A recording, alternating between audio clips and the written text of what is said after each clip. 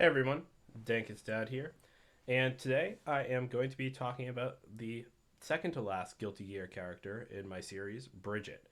And Bridget, like Soul, the last character I'm going to talk about, is a character that I think very, very highly of. And these two are ones that I think are going to make a splash at the highest level of competitive play at the World Championships. Both of their decks do the thing that they do better than anyone else, and on top of having a strong proactive game plan, have a lot of interactive options that they're able to choose or include. And the version I'm going to present for each one of these characters is the version that I believe is the most competitively viable and strongest. So if you've sort of seen my more out of the box builds for these last other characters and have been interested in something that is a bit more refined and a bit more serious for top level play, then you've come to the right place and this is the video for you. So let's start out with the character. Bridget has the Hunter keyword, which unfortunately is not relevant at this time. 7 hand size and 21 health. With Enhanced, flip one card in your card pool. This attack gets +2 or -2 speed. And then response twice per turn. After your attack deals damage, add one face down card from your card pool to your momentum. So there's a lot to like here.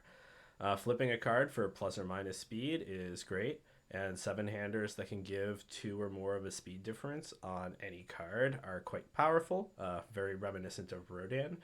And while Bridget has to make a bit of an effort to get cards into her card pool, this is a great ability, and with some clever deck building, you can make this effectively give an attack +2 or -2 speed.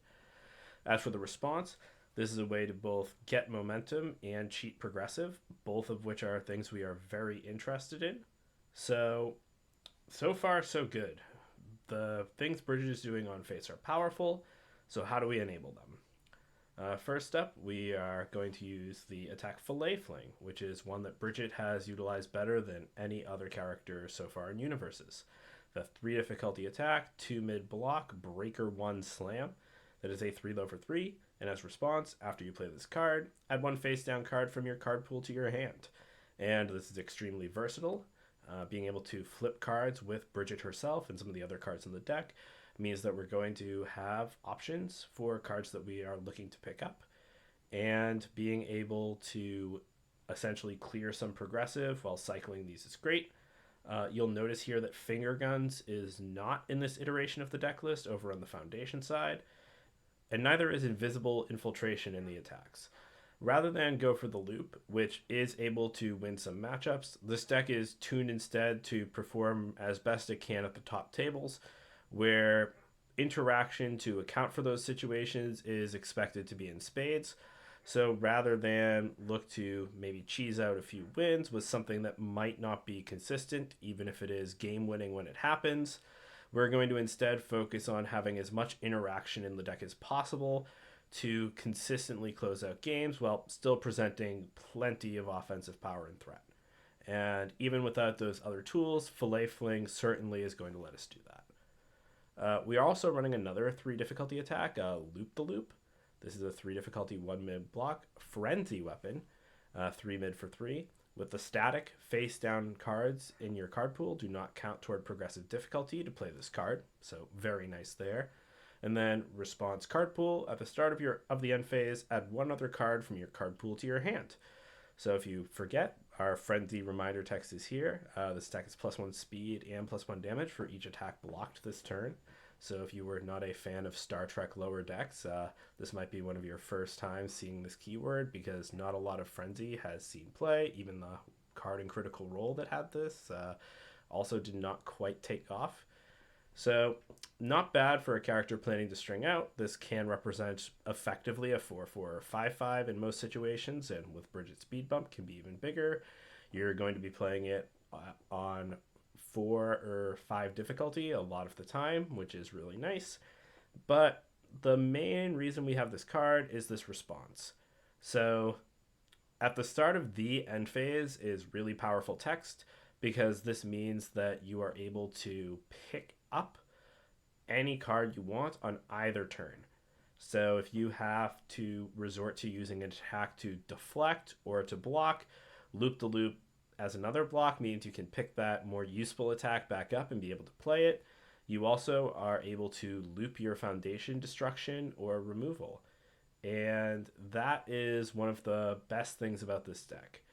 With a card like Loop the Loop and just the high density of foundation removal, you're able to continually keep reducing your opponent's stage, forcing them to choose between applying pressure to you and between just losing their whole stage and trying desperately to keep building it back up. So this card is really great for just reiterating and, well, loop, one might say, the best part of your game plan in any given matchup. Next, we have Acid Splash, and this is the attack that we probably want to play second every string. 4 difficulty attack, 2 mid block, 0 low for 5, deflect 2, ranged and slam. With enhanced, flip 1 card in your card pool. This attack gets plus X speed, X equals the flip card difficulty, and enhanced, spend 1 momentum, destroy 1 rival foundation. So, the play pattern we're looking for is we play our string starting attack, we get a face down in our card pool, we kick that face down into our momentum, then we can spend that momentum with Acid Splash, blow something up, and hey, we're pretty happy. So there are also a few other nice things about this card. If something were to happen to Bridget, like a seal effect, this is another way that we can flip cards. So pretty nifty just as a case of redundancy. It also is often going to give us more than 2 speed, so when we're playing this card, we'll usually be playing the Enhance on it rather than Bridget to get even more. The also nice thing is Deflect, and this is where the defense aspect of this deck comes in. So one of the tough parts about a character like Bridget is if you're going up against someone like Rodan who doesn't give you a chance to block, you need to find ways to get cards into your card pool. And if the attacks are fast and protected by cancels, you might not be able to trick in cards like, say, Referee Jury or another action that may be meant to stick around. So Acid Splash gets around that by letting you deflect 2 instead of going for a more risky block or difficult block, keeping your foundations in play. And then you're always able to flip Acid Splash, maybe even get it back with something like Fillet Fling, and be able to fight on defense without having to worry about what tools your opponent has to keep your card pool empty. So Acid Splash gets a big thumbs up there. It also is really nice with Fillet Fling and Loop the Loop to get this card over and over again because it gives you a way to use that momentum that you're building up while also repeatedly selectively destroying foundations. So Acid Splash, great follow-up card. We love this one. Great Pinky combo Mineta Bounce. This is a 4 difficulty, 2 high block, 4 mid for 4, range combo face down with combo enhance. Your rival adds 1 foundation from their stage to their card pool. So this is a bulk rare from Girl Power that in Bridget specifically becomes probably the most powerful 4 difficulty attack she has access to. While this isn't selective removal like Acid Splash, it also is a card pool clog, which means that your turn can become more lethal. And on top of that, this card also plays really, really nicely against other sort of hate that could come from foundation destruction. A lot of the effects that are commonly played in response to foundation destruction usually care about them being sacrificed or destroyed, not that they simply just leave the stage. And Mineta Bounce fills a good niche in removing a foundation and being a tongue whip on steroids in a really nice way, while also just being harder to interact with, which we like. Next up is Enthusiastic Encounter. This is a 4 difficulty, 1 high block, 4 high for 4, powerful 3 attack with Blitz. Clear 1 card from your rival's card pool. If you do, add 1 rival foundation from their stage to their hand. So, Enthusiastic Encounter is a card that sort of seeds your string, where you're saying, I don't know if I'm going to continue. I am giving you 1 more card to block with, but I'm selectively debuilding you 1 card, and if you aren't able to block with it or use it, then you might have a slower hand next turn because you're not drawing gas. And I love what this card does in the deck. You can see the synergy inherent here with Great Pinky Combo and Meta Bounce. This puts a card in their card pool. You follow up with Encounter, clear that card, send another foundation back, and you're off to the races. This deck does land a lot of attacks, and this powerful 3 is a great way to lock in some damage and get more going. You don't have to use this blitz if you don't want to, and there are going to be some late game situations where playing this attack as a 6 high for N damage is enough to get the job done, and that's not completely unrealistic.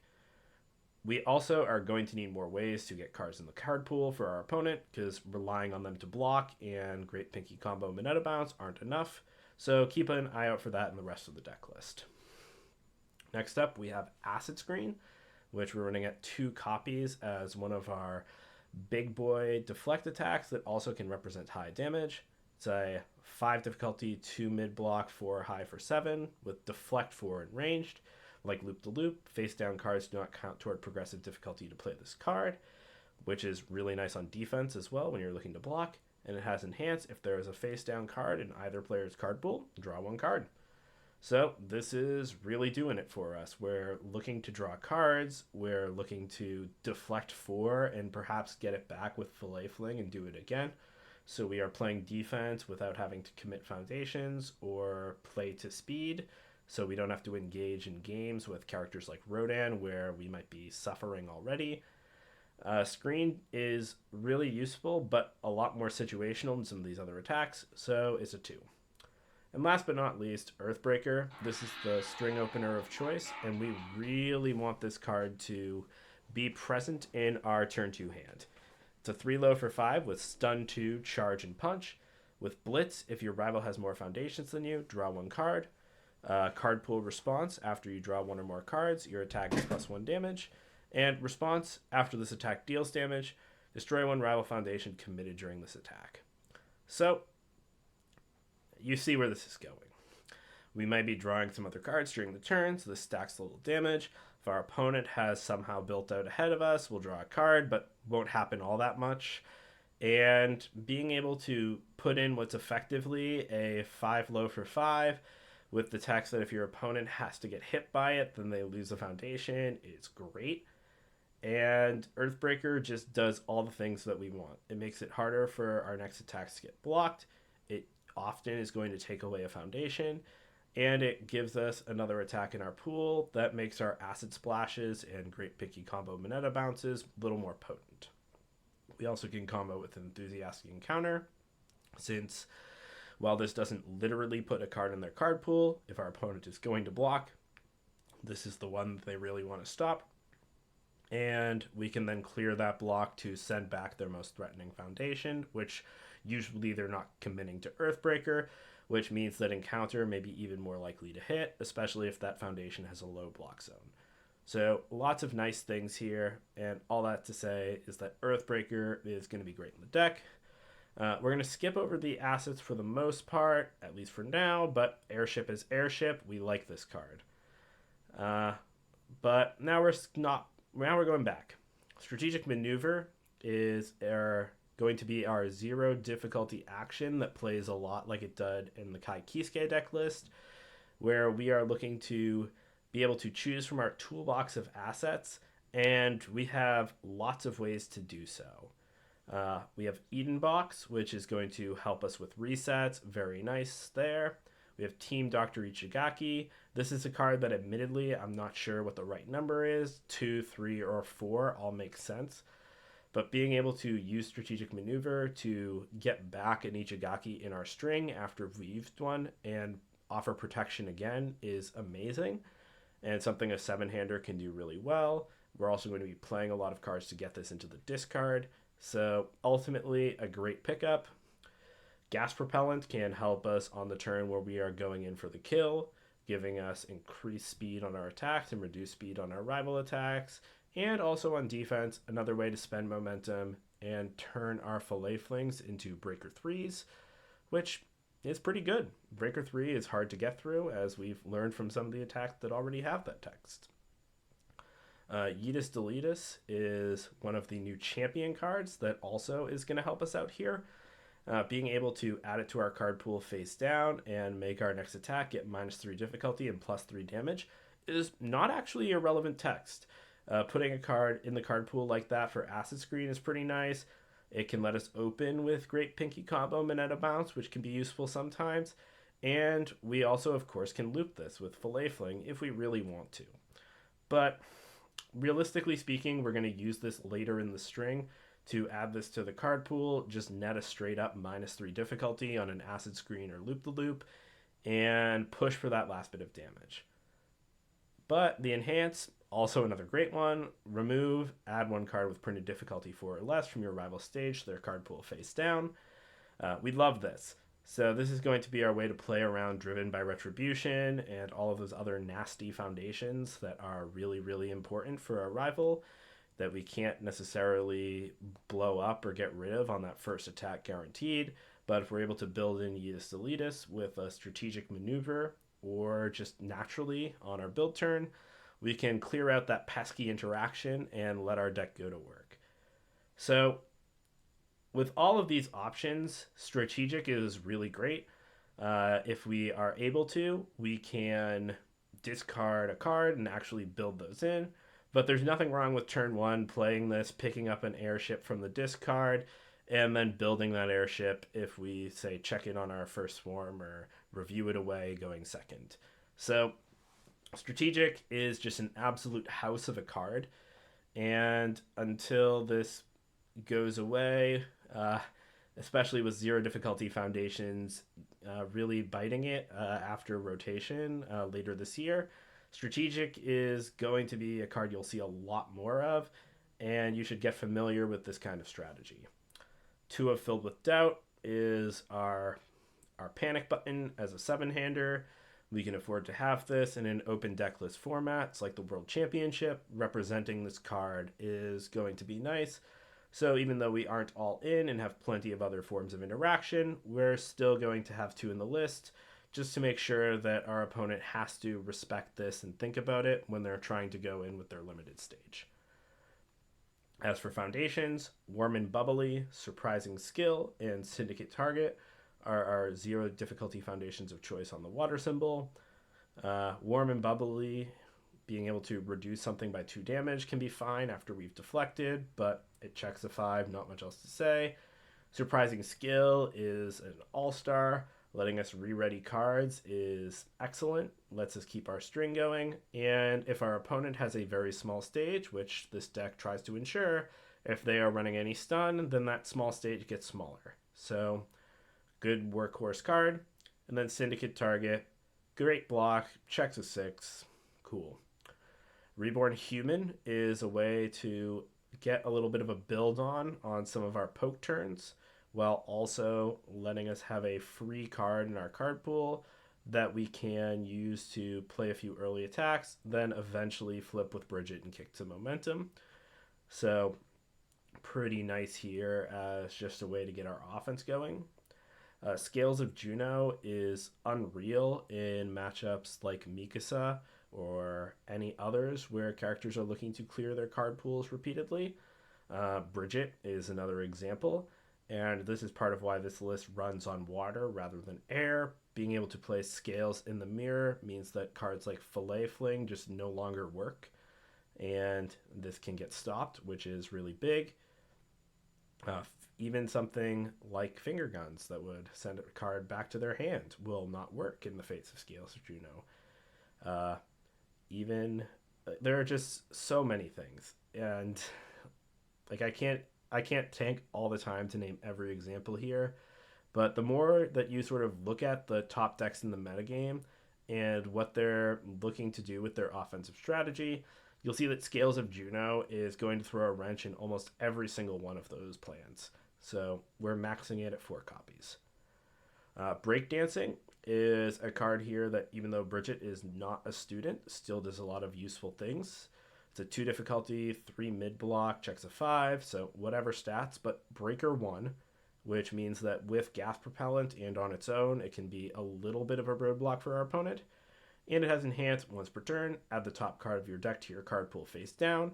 This attack gets +2 or -2 speed.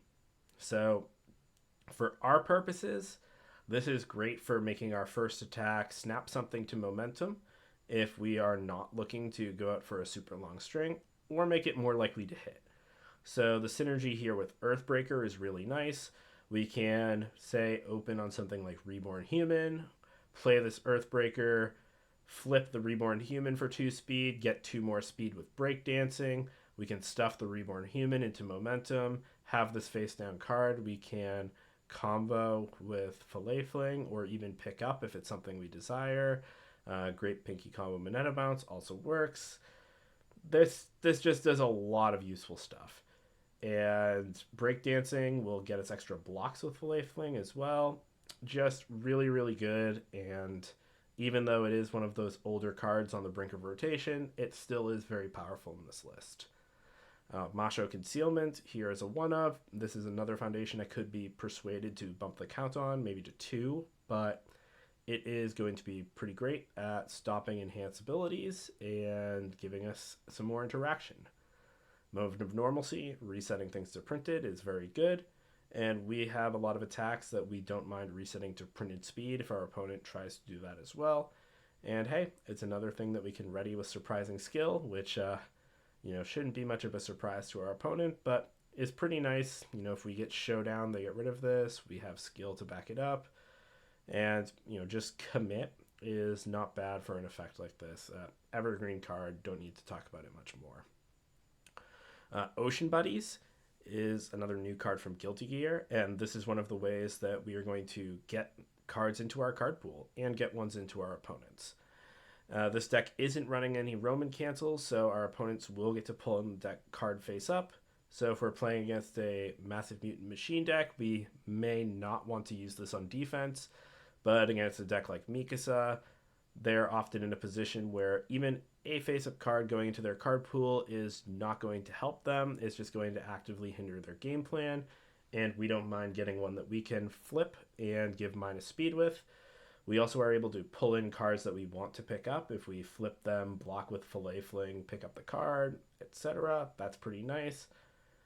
And Buddies is just very, very useful. Notably, this also can grab a Reborn Human when we're on offense, as we want a card that doesn't count toward progressive. There are just many, many choices, and yeah, this is a real skill expressive card that will be good for us. Cheerful Teen is next. This is a 3 difficulty foundation, so we want very few of these, and you'll see there's only 4 in the list. This has response commit. After a rival foundation is destroyed, draw a card, which will be useful sometimes, but the real meat of this is flip. Each player adds the top card of their deck to their card pool face down. So unlike Ocean Buddies, this will always work. Even the machine decks don't get to be happy about getting this face down card stuffed in their card pool. Both Buddies and Cheerful Teen let us kick with Enthusiastic Encounter, which is nice. And we even can do this on offense if we really want to get that momentum off that first hit. Then last is Jellyfish Pirates. So this has sacrifice, choose one. If you've added 2 or more cards to your momentum this turn, choose both instead. So we are always getting both if we have had 2 attacks go to momentum, but we really don't care about the first one that much. Your rival discards 1 card if they have 3 or more cards in their hand. There are some spots where we'll do this on the opening attack. Say we've built to deadlock and our opponent is holding 3 cards. Then using this to get rid of one of those 3 can be pretty nice, especially if we have an Ichigaki to stop a card draw effect. Maybe that'll work. But realistically, ready 2 foundations that have not been ready this combat phase is going to be where we're at, just using it to string out. Getting back Cheerful Teen, Moment, or Masho is not nothing, but we aren't running a huge number of these cards. And more often than not, this effect is just going to keep our stage ready to pass checks and let us deal with selective committal on interaction. Finally, we're going to go to the sideboard. My fighting style is a 1 difficulty foundation that's a 2 high block with response flip. After 1 or more rival foundations are built or ready during the combat phase, commit and freeze one of them. So as I learned when testing this deck, this is particularly good against characters like Jacob Johnson, but there are also plenty of cards in the metagame where my fighting style is going to be really great. Hunter's Ally is a very prominent card right now, as is Tasty Riff, and my fighting style can shut out both of them pretty effectively. And just in modern universes, this situation comes up where something is readied a lot more often than you might think. Say our opponent's playing a capture the target in a Devil Jin list. Bang bang, this is able to shut that down immediately and also freeze it for next turn just in case. And against the few decks that are going to have those foundations and be able to protect them, we can board my fighting style in to shut down abilities to build or ready their way out of our sort of lock. Creative Strategist is another sort of nod toward those Mikasa lists that have been so prevalent. Also lets us grab this for anyone that is playing other sort of clear effects, but we're really only planning to board this in against a character like Mikasa or Pony if someone is nuts and wants to try that another time. Our final sideboard slot goes to Unyielding Destruction, and we are bringing out the Titans when we have opponents who are playing sort of a six-hander or maybe a really, really card-hungry seven-hander that are trying to build out of the trap, but we suspect that they don't necessarily have the resources to do so, especially if they get reset. So Unyielding can be a great way to reset a character like Midoriya or force out his commit so that we can keep going. You also are able to pick this card back up a second time with stuff like Fillet Fling, and poor Midoriya won't have a chance if he's trying to build to that big stage. So this is the deck. Like I said, I gave you some reasons why you should play Bridget. If you are afraid of characters like Rodan, perhaps, or other characters that can go for that turn 2 kill while also having a lot of interaction, Bridget can be a little scary to play in the face of those. Like, just as an example, this deck would not fare well if someone were to bring something resembling the Chaos Godzilla decks that we've seen over this past year, but with the bans that we've experienced, it's unlikely that those decks will return in the same form. But that sort of archetype is one that Bridget would be afraid of, as is, the prototypical Air or Void Rodan that has come up from time to time as well. So, that's the deck. That's Bridget, and we'll see you next time with Soul. Peace.